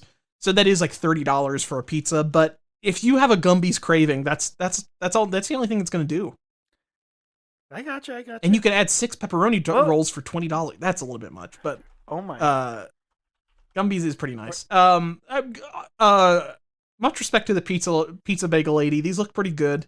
Hey, you know what? I just spent 10 minutes shitting all over 2 guys I don't even know the name of. No, you should shit over them because that is a dumb idea to just fill a truck full of dry ice. It's the dumbest shit I've heard in my entire life. I'm so tired of that. Keep finding more, of course. I will say this. The pizza bagel lady has says that these are special size, special nutrition, kid approved. They have a school menu approved version of the pizza bagels, and they're selling them in like her local schools. I would love to have a pizza bagel as a kid. They have grocery store ones too, huh? Yeah, I would. Is this some sort of famous lady that we don't know about because we don't watch cooking shows or something? Maybe friend of the show Dan. Apparently they sell them in Pennsylvania and places. Maybe I'll send it to Dan and say, "Can you go pick up a pizza bagel for me?" Can you meet the lady? Can you meet the lady? Can you meet the pizza lady? I got a nice Pizza Hut holiday news here. This is not a drill. Are we doing anything for Christmas, Alan? I forgot. Are we doing anything? I don't know. I was thinking maybe we'll do a Christmas Carol parody or something. I don't know. Oh, I was thinking about having a Christmas wedding. Is that a thing people do? I'll get married to Gardevoir. I don't know if you want to get married to. I mean, if I can get those papers from Japan to come back, and if the hypnosis guy doesn't stop me, the hypnosis guy's gonna like a 90s. The hypnosis guy's gonna do like a fucking The Graduate on me. It's gonna, I was gonna say it's like a 90s thriller. Like he hypnotized Marine to being like, I don't know who you are. No. Pizza Hut tweeted, "This is not a drill. Email us a pic of your own cooking disaster, and you may get a triple treat box on us." They say like need a holiday rescue, and it's like a picture of somebody pulling like a burned turkey out of the fridge. So if you send your cooking fails to Pizza Hut, they will give you they might give you a free treat box. Oh man, all my cooking fails are boring. I don't think I ever fucked up. Have you ever fucked up so bad that you ordered pizza? Yeah, I have actually. I've maybe done that once or twice. Well, you know what usually happens? What usually happens, I wind up getting a rotisserie chicken. See, rotisserie chickens are like, that is like the best bang for your buck in terms of just like a cheap protein filled meal. I get why that guy ate it for 40 days. Yeah. Yeah. All I'm saying is that I was never really pizza no, actually I have back in Portland because I'd get back from work and then sometimes I would cook stuff. This is bad. I got better over time. I would get back from work and then I would like start making food and then I would either fall asleep or like forget to defrost like the meat or something. Do you know what I mean? Like I start making a meal and then I realize, oh, I fucking didn't take the beef out last night. You know what I mean? The last time I think I did that is when I was trying to make like pad thai and I let the noodles get too mushy, and then like when I mixed it all together, I cooked the noodles too long and then the whole thing was just mush, and I'm like, oh, I can't eat this anymore. Yeah, I made something recently like that where I bought like noodles from a like the local like Eastern Asian food or the market food store. Yeah, the market, and I proceeded to buy like these noodles and I boiled them, and then I found out later that you're like I like cooked them for too long. I did the same thing. Like I bought like rice noodles and I tried to cook them like pasta, and I'm like, uh-oh. Yeah, and then like when I pulled them out, they like congealed into a solid. Yeah, it turned into like a gel and like hardened into cement, basically. God damn, that is a bummer. That like that's a night ruiner, and that's like I guess I'm going to a Domino's. Yeah, that's the kind of situation where I did that. But you know, I guess that's a good promotion. They are going to steal your fail pictures and post them on like a commercial or something. So shame you. They're gonna hold this over your head. They're gonna email you that picture next year and it's like, hey, remember what you did? Remember that TikTok of like the person judging the Uber Eats, judging people for ordering close to their house? Somebody's gonna send that back to you if you like ever complain like this, you bitch. You burned the risotto, huh? Okay. You dumb fuck. Oh man, you couldn't make mashed potatoes? It comes in a box. It's in a fucking bag, idiot. You know, I have fucked up a mashed potatoes before, not from a box, but making like handmade, like, you know, mashing the potatoes myself. Have you ever try to make mashed potatoes and it just gets like gluey? Like you do it too much? Ooh, yeah, I think I've done that before. Yeah. Mine usually I'm not a huge mashed potato head, so the 2 or 3 times I've been the 2 or 3 times I had to make it for Thanksgiving because I was just the extra pair of hands on. I feel like mine get too runny because I add like milk and sour cream. Yeah, well, see, I think that's the thing is it gets runny, but it's like when the time I fucked up mashed potatoes, it was like runny, but like it like hardened. It would turn into basically the same as the noodles. It just turned into like a cement bowl. Not good. That's about the worst thing that could happen is when your food congeals and you don't want it to congeal. When you're making Jell-O, though, that's exactly what you want to happen. Sonic News Views Reviews Intudes. Huge free DLC roadmap for Sonic Frontiers has been announced. Oh, I'm so excited because I've definitely played Sonic Frontiers since the last time. I had played it a couple times in between all my prestige games that I'm keep playing. Right. I did finally beat God of War Ragnarok, so I will not be talking about it, especially because the story tends to suck at the end. Did that just happen? The story really sucks at the end, Russ, so, you know what? I felt so bad. My little brother called me and told me, like, oh my god, this is the best. It's not. It's super not. It's super not. Listen, you know, I'm like playing, I'm doing the grandparent thing. Like, I'm glad you're having fun. I'm glad you're having a great time with that. I enjoy doing all the combat, but the story at the end is like, it is some Marvel movie ass bullshit, and it is literally about like Kratos being like, I'm not gonna be a bad guy, I'm gonna save people, not be mean all the time. And it's like, this sucks. I want you to do fatalities to these guys. Fuck you. But Sonic Frontiers, a good game that's not disappointing us. I'm glad I didn't play it all at once to get a good review out on the release week, because this is a live service game, baby. They're adding a jukebox, photo mode, new challenge modes, Sonic's birthday. I don't know what that entails, but it's Sonic's birthday next June. Open Zone Challenge, and the new Coco. And then Update 3, which is some point in the future of 2023, I guess late 2023. They're saying playable characters and new story. So it seems like you can play as Tails, Knuckles, and Amy, and there will be new story missions or something. And this is all free, by the way. Oh my god. Finally, the gamers win out. Yeah, so the gamers win out, and so I don't know what this current status is, but the next story, round 2 for the Game Awards, players' voice categories wrapping up. This was a story from yesterday, wrapping up in 9 hours. But Sonic is currently leading the gamer's voice category. That's awesome. Yeah, it's pretty sick. Listen, if you look proportionally at it, we live in a time where every other video game is a huge fucking disappointment, waste of time that bums us out. Mm-hmm. If you look at it this way, Sonic is probably the most uplifting game in a franchise in the last 10 years. It's true. In terms of going from people being like, will never play this fucking shit, Sega hired that man, jumping on up to, finally, God bless, Sonic is back, baby. Look, I think Sonic, I've heard somebody say that like Sonic is not back because Sonic is not the same as he was before, but Sonic is, but Sonic has evolved. Oh my god, it's like Doctor Who, he regenerated, am I right? I mean, it is weird playing this, like, we've all talked about the modern boost Sonic is still something I'm kind of getting used to, you know? But it's the Simpsons thing where you like say like an episode from 15 years ago, it's like, oh, that, the one where Homer fought Tony Hawk in the air, that was so stupid. I'm like, that happened in 2008, dude. Yeah. Anyway, Boost Sonic's been happening longer than Adventure Sonic ever I know, had. but that's the thing, is in my mind, like Adventure Sonic is like how Sonic should be in 3D. You know what I mean? That's real to me, damn it. Like, if I imagine playing if I'm playing a Sonic game in my mind palace, if I'm imagining the ideal 3D Sonic in my head, it is like Sonic Adventure 2 controls. Of course. But I mean, there's some interesting things they did with the combat. We've talked about this, but I really do like Sonic Frontiers, the direction they're taking it.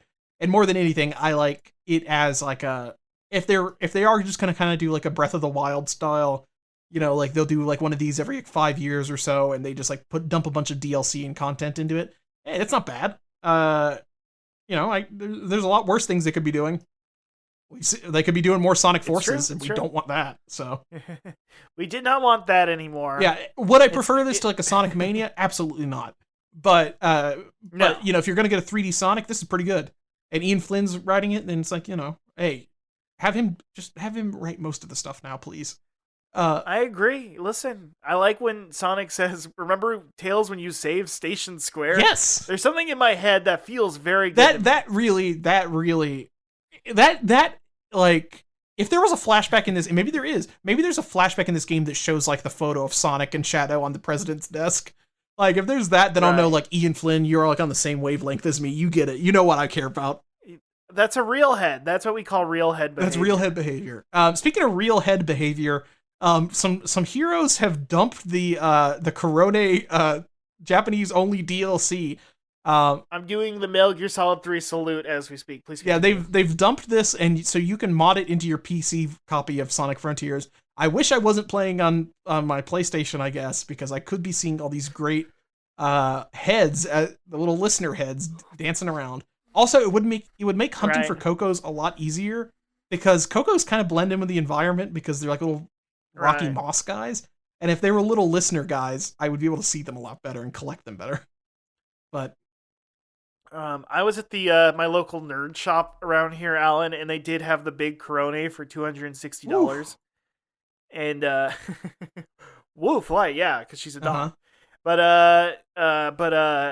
It just made me seeing her in person and just holding her and like having her at 1/14th scale or whatever. I'm like, man, we should all appreciate Korone more. I think. I think so too. I'm glad that she didn't get hypnotized. I'm glad she didn't get hypnotized and disappear. Pakora, you didn't even watch the whole video because it was too unsettling for you. It really, like, I'm like, oh, it feels like the characters they chose were specifically like, this feels like do I know a lot about hypno fetishism? No, but these feel like, oh, the horny one, the baby woman one, and then the big boob one. Like, I don't know, for some reason I was like, oh, this feels uncomfortable. The only way it could have been worse is if they did Sakamoto Chloe, because she has like a hypnotism eyes, like face on her. She can make her eyes go into hypnotism mode, and she's like into that, I guess. And they probably like, you're not allowed to talk to the Hypno Man. We're not gonna let you. You're not gonna come back. You're never gonna leave the Hypno Man if you go there. I've got some interesting Toods this week. I've got another group of Toods. You know, we were talking about the Phantom Troop earlier. I want you to tell me what you think the Spider Troop looks like. Oh my god, the Spider Troop? Well, one of them is like, he's a Bishi. Okay. With like earrings and stuff, and has a book, and the other one is a weird caveman guy, and then a samurai, and then that office lady with the big boobs, the vacuum cleaner office lady. Yeah, and then I can't think of it. Oh man, I'm actually the vacuum cleaner lady. You just said that. Anyway, yeah. Oh, and the evil clown. I don't like thinking about the evil clown. Well, so, not actually like that at all. Oh no, I really thought this was gonna be like a... So they don't look that interesting with their helmets on, but they are kind of like a Starship Troopers Spec Ops unit of gun. Wait, what? During the new Black Comet arrivals at Sonic's World, they were dispatched with Team Dark, aka Shadow, Rouge the Bat, and E123 Omega. This was in the Archie comics, but this was during Ian Flynn. It was an Ian Flynn joint of Archie. And this was during the new Black Comet's arrival out on Sonic's planet. They worked to repel the invasion. So they were selected by Abraham Tower, the head of gun. We all know Abraham Tower, the top ranking. I'm always talking about Abraham Tower. He has heterochromia, and he's an old biblical. Man. That's why Ian Flynn's a well-read guy. Abraham? He's very well-read, because do you want me to read the name of these characters? Oh my god, please. Captain Andrews. Clayton. Cooper. Lodge. Mantle. Do you get the theme, Russ? Oh my god. I think I mentioned that this was not an IDW comic. It is indeed Archie, and it is indeed the Riverdale gang are the members of this Spec Ops unit. What is Jughead's last name? Jughead Jones. He's not in this. It's Clayton, like Chuck Clayton, a guy that wasn't really in Riverdale that much, but he was like on the football team, I think, with Archie. But Cooper is obviously Betty Cooper. Who and it is like a blonde woman, and then Lodge has black hair and everything. And Mantle looks like Reggie Mantle. And here's a picture of Mantle and Eclipse the Darkling, ominously stroking his face because they were going to feed Reggie Mantle to the Dark Arm Army. Oh my god. So basically Gunn had like a Suicide Squad type situation with Team Dark, where they were sending them in to fight these aliens. And they had the fucking Archie crew of Spec Ops SEAL Team 6 soldiers, and they all got saved by Shadow and the gang. Well, actually what happened is Shadow got brainwashed by was it the Black Doom, or he got brainwashed by some of these by the Black Death and Oh, Eclipse for the too much brainwashing on There's this a lot of episode. Black Death and Eclipse the Darkling brainwashed him. So Rouge and E123 Omega had to fight him. E123 Omega, I don't know if we've talked about. He's like do you know that robot from the one KOTOR game, HK47 or whatever? Yeah. Evil robot that like calls people meatbags and stuff. He's like that. Hell yeah. So not like Gamma, but like a mean, shittier version of Gamma. We don't know how Gamma feels about humanity. He does respect all creatures. He and likes animals. birds. We know he likes flickies. He likes birds. You know what's really fucked up, Russ? The robot from Overwatch is just a ripoff of that. Because it even has a pet bird. God damn it. Overwatch ripped him off. Now I feel bad. Bastion's a ripoff? No! My favorite character, Bastion? My favorite character, I Bastion? care so much about the Omnic War. The war against the Omnics? Oh, the Omnic War. You know the new character that they revealed is like he's a general of the evil. He has cyber dreads, I think. He's cyber dreads. Where does that fall on the? Yeah, how many character? diversity points do they give cyber dreads? Is he a black robot? What are they? Trying They did to say have here? a black robot character. They're like, well, it's a robot, but it's controlled by a black woman, so this counts. And it's like, oh yeah, because people are like, yes, you're right. Because people are like, hey, there's no black woman in the game yet, even though you've added like 3 different types of Japanese ninja. Right. That is funny that all Japanese people can wall run and are ninjas in this universe. Listen, the diversity points don't lie. They can wall run. The diversity points don't lie, Alan. Listen. It's mathematically calculated to offend you as little as possible. How could you be I mean, offended? the Australian characters do live in Mad Max, and the American guys are a cowboy and a soldier guy. So that's cool. I like that, and I'm laughing and smiling. it is cool. The Korean is a gamer. And the British person's annoying. It's true. So it's good. Oh, man. Alan, I think you're sticking your nose in where you shouldn't sniff is all I'm saying. Well, there is the sexy French lesbian Widowmaker, too, I guess. That's true. Wait, is she a lesbian? I don't think so. No, Tracer's a lesbian. Yeah, Tracer is. I had a very uncomfortable conversation with a friend where I was like, oh, Symmetra's autistic. Like, what do you mean by that? I'm like, no, she is Canonically, they made her autistic. They made her autistic. I know this, okay? It's in my brain I'm not saying somewhere. it like in a derogatory way.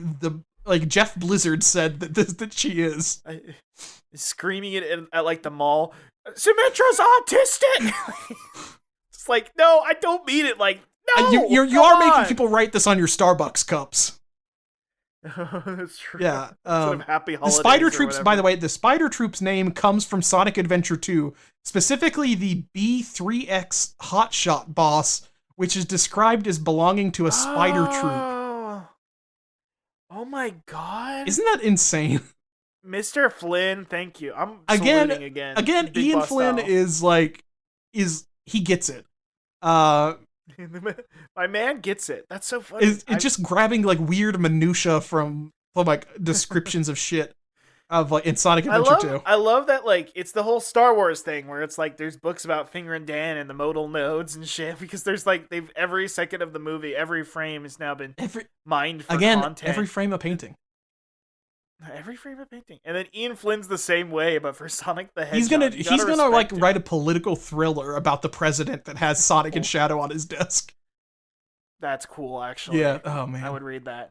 Actually, and it would be annoying about it, like the Captain America, Winter Soldier people, the people who keep telling me it's a good movie, but for real, can you? I can't remember anything that happened in the movie except like the Wakanda thing got blown up at the UN. I guess Fought at the elevator. No, you're thinking of Civil War. That's when that happened. Yeah, I think so. Did Winter Soldier? He was just robot arm guy. Yeah, robot arm guy, and then CGI airplanes are gonna shoot anybody who wrote mean tweets before. Remember that? Wait, what? Do you remember this? There was like a fleet of CGI like Zeppelins or airships, and then like Nick Fury's like, yeah, we're making gunships that go around the world and shoot people indiscriminately if they make mean tweets. And then Captain America's like, well, who gets to decide if tweets are mean or whatever? You know what I mean? That's sick.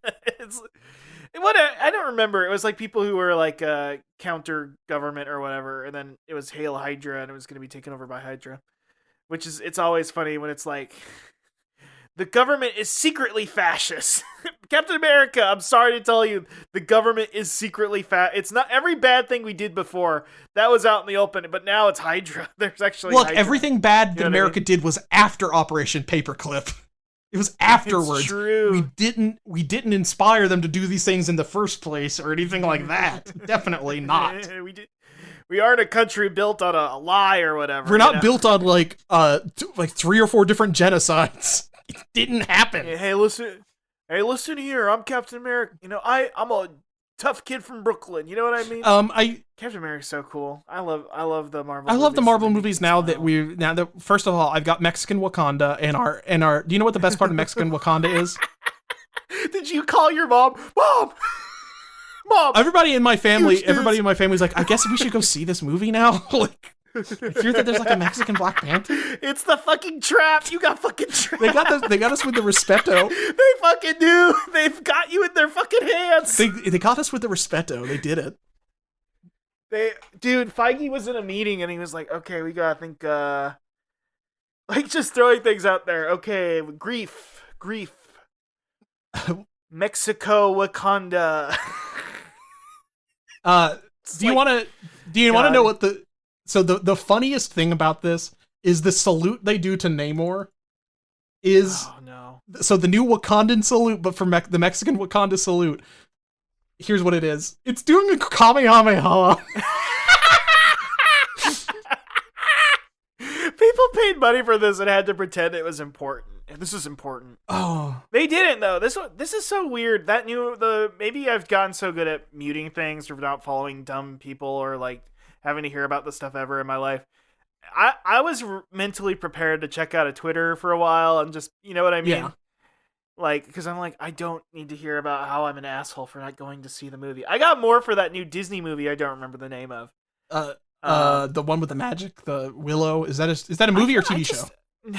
No, Willow. Hey, listen, me and the Willow heads are out here having a difficult time making through that first episode. So I'm probably the only person in America, like within a 300-mile radius, watching Willow, and I'm not.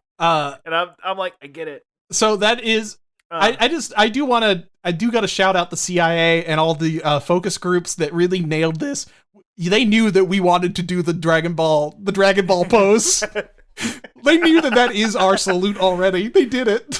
Listen. If they could have put the Namor and Saint Seiya armor and then like make the flag like a Mazinger or something, like they would have gone off. You know what I mean? Like, fuck, oh, man, it is kind of that one thing where it's like the only thing people really seem to like about the movie is like, yeah, Namor was cool and stuff. I'll be real, dude. I'm gonna be honest.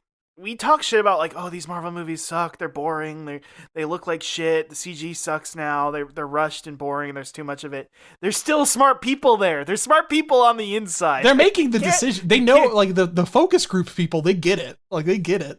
They are assassins. They're like everything going wrong in America and all our institutions falling apart and all the people who don't know how to run shit anymore and all of our artists suck now too. The only people who still are on top of the shit and know what's going on are these fucking focus group people. They know how to get the money. They know how to get that money. Gee. Anyway, yeah. I mean, this is gonna be. It's the same fucking Marvel problem that all these have. It's like, well, it kind of seems like you guys just kind of like wanted to make a Namor movie, but you had to have him in another movie so that way you can spin it off to the next thing. Right. Because all Marvel doesn't trust us to like a character without having seen them before, so they have to have the character for the next movie in this one, so that way you can piggyback off of it. So that's why the Ironheart girl was in this one before she gets her own movie. You need a character to look and be like, oh my gosh, that person is really interesting, and I want to see them in an adventure. Yeah, that's basically what it is. I respect you, and now I would love to purchase products with you on. But you know what? You know what's the most infuriating thing? They did this, and I think this is actually a war on masculinity. They famously censored Namor's dick bulge. Heartbreaking. It's heartbreaking. They really, like, there's a war on masculinity nowadays. They can't let They can't let Namor have a big dick. God damn it, dude. And maybe they'll say like, oh, he's in the water all the time. Like maybe it shriveled, like it got all wrinkly or something. No, but because he ate the magical vibranium fruit that gave him the water power. Vibranium fruit. Do you want to know what the thing is, Russ? So what? Okay, you know the crater in the Yucatan Peninsula where the dinosaurs and stuff. You know that? Not really, no. But okay, the crater. I'm willing to go along with you. The meteor that killed the dinosaurs is in the Yucatan Peninsula, and it turns out that meteor was kind of like the one that landed in Wakanda, had a bunch of vibranium in it, and that's Gotcha. what happened. It's like there's two sources of vibranium on Earth. It turns out one was in Wakanda that we've known forever, and then the other one just landed out in the ocean, and these guys ate it and have been hiding there for like 500 years, I guess. Very cool. Very cool shit. They ride around on whales. There is a weird thing that's like, I guess Mexican Wakanda is also sea themed, but like none of us really care about it's not like Mexican culture is tied to the sea or the ocean very much. So it's just kind of like, I guess we like the ocean now too. You know what this makes me think? Yeah. I like that they're not waiting until it's out. They're preemptively ripping off The Way of Water. That's the thing, is that James Cameron saw a preview and he went, well, fuck. I'm going to just rip it off ahead of time and put the ocean. The thing is, we're going to see the Na'vi dick bulges. I guarantee it. They're not going to censor that shit out. No, of course not. That's James Cameron will walk if they try and censor it out. Yeah. They've probably had 3 meetings where they told James Cameron, please get rid of the Na'vi sex scene. Nah. Nope. No, I'm doing it for the sex scenes, actually. No, come on, please. Well, no, he's doing it to, try and save the world, which hopefully he can do. I doubt it, but if there's anyone I trust, it's James. So. Well, I mean, we must return to the ocean. You know what I mean? Yeah, we see. That's the thing is Marvel's trying to get like on this. Oh, we should think about a new world, a new way of living that honors the ocean and stuff like that. And James Cameron's like, no, you guys don't get it. Your ways about eating magic fruit. I'm talking. You need to. Feige's a child. Like, I bet Feige goes to James Cameron is like, so we're making a movie with a guy named Dr. Butthole or whatever, and he has problems with his wife, and James Cameron is thinking about like, how are we going to save the atmosphere by 2040? His movie is not about like, oh, you got to eat the fruit and find your found family. It's more like you got to forsake your humanity to save nature. You must do it. It's so cool. You must kill your old self to live in this new world. It's like, yeah, you're right, James Cameron. I do. I need to let my old human my body wither away so I can get my beautiful Na'vi body. It's true. That is true, because you know what's fucked up is all the other people in Namor's tribe do have blue skin, actually. You get what I mean. Like, Feige knows what's up. He sees the future. As we said, not a great filmmaker, not a particularly good artist, but he's a smart guy, and he saw like, oh fuck, the Way of Water. There's a bunch of water themed weapons. Like, they have like water grenades and stuff that are very cool. I do kind of like the cool Atlantean weapons. I call them Atlanta weapons. I'm just really excited about that new season. I need to catch up with that, but that's also just basically a Futurama joke. Getting Atlanta and Atlantis mixed up. They don't even call it fucking Atlantis, by the way.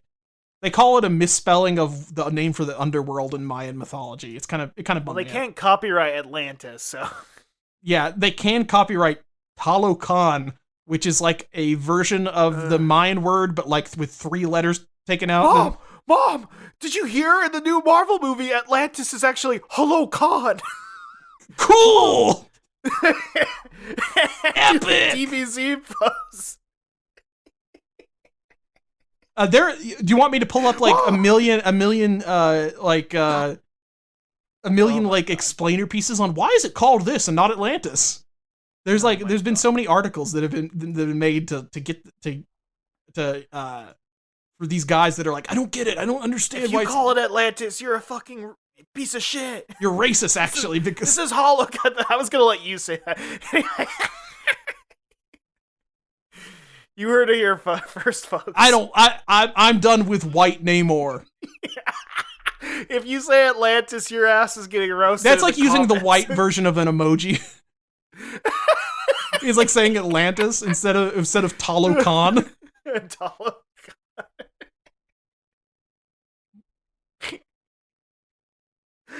Black Twitter ain't having no Atlantis. Oh man, Wakanda forever, doing the hand. Ruth gesture Conda right forever again. Oh my god, Ruth Conda. Who's gonna who Kissinger just like Kissinger Talo Khan. There's Oh man. we do get a bunch of you would think that like after the first movie of them like saying like, hey, why did this movie called Black Panther have so much about like a friendly CIA agent in it? Right. You would think that like after that maybe Ryan Coogler would decide like, hey, maybe I'm not gonna do any more CIA bullshit in the second one. But there's a lot of CIA bullshit in the second one. Hey, listen, the guy's still like, he still got to report to Mr. Feige. Hey, do we need the CIA guy? And he's like, don't you like The Hobbit? We want I do like The Hobbit. Like, look, we got Cumberbatch and we got Hobbit, man. We can't. We got to use them, or else the contract expires. Yeah, contract. Ugh. We have him for this many movies, and he has to show up for like. Julia Louis-Dreyfus has to show up for like 3 scenes, and she has like a purple streak in her hair for some reason, and she's like the evil CIA agent. He's the good CIA agent. See, that's the thing. That's the thing that like people are saying like well, how is Marvel like a psyop by the defense industry?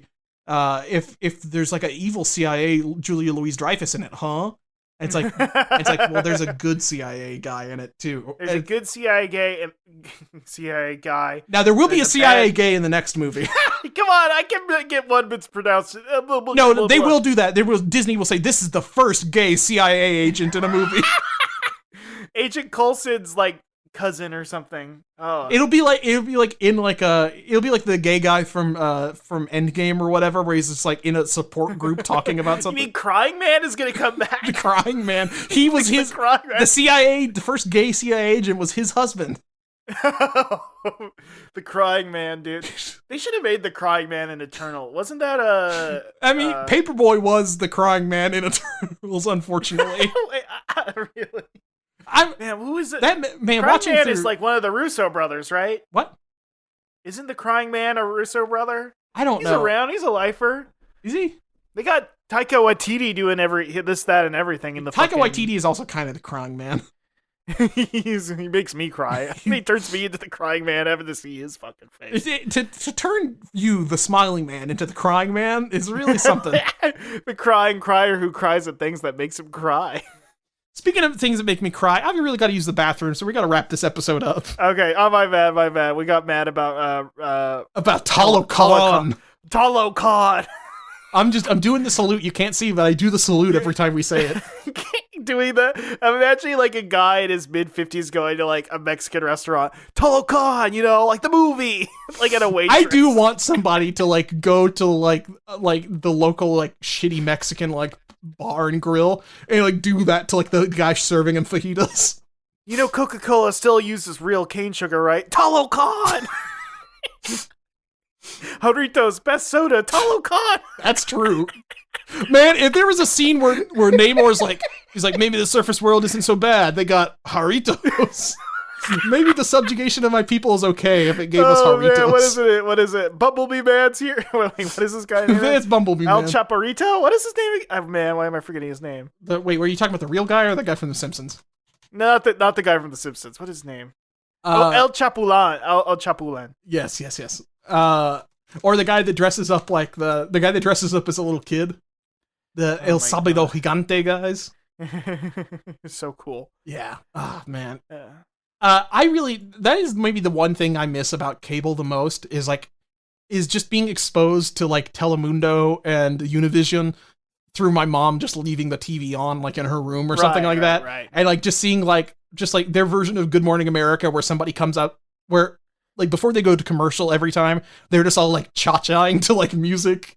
This is like a 60-year-old man, like a sexy lady, and then like whatever guest they have cooking, and they're just like dancing to music before the commercial goes on every single time. That shit rules. It rules. We need more dancing on American TV. We need more dancing. I'm hoping that TikTok will bring more dancing to American TV. Now I'm dancing because I got to piss too. Okay, Al, let's.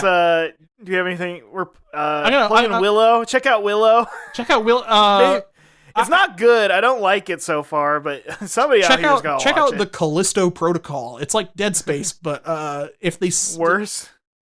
it's got new graphics, but it is worse. And it kind of makes me just really want the Dead Space remake that's coming in a few months. But it's a capable like B game. You know what I mean? Like right. Wait, he plays damn bee. You plays the Bee Man from The Simpsons. Pretty good. Dios mio. Anyway, I guess until next time, folks. Live and learn. Talo Khan. Talo Khan. I'm doing the salute. Talo Khan. Live and learn. Live and learn. Live and learn.